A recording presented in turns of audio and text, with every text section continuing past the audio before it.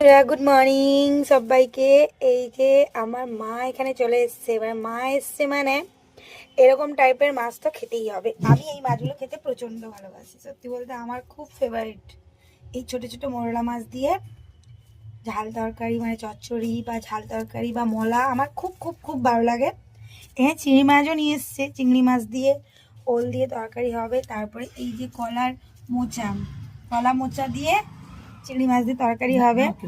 এইগুলো আমার মানে খুব ফেভারিট ফেভারিট খাবার এগুলো। এরকম টাইপের খাবার খেতে আমার খুব ভালো লাগে।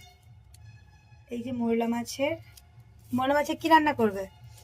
আলু দিয়ে ঝাল করবো, চচ্চড়ি শ্বশুর করে আলু দিয়ে আলু দিয়ে তরকারি, পেঁয়াজ দিয়ে তরকারি করবে। আচ্ছা, তরকারিটার রেসিপিটা হলে আমি তোমাদের সঙ্গে শেয়ার করব।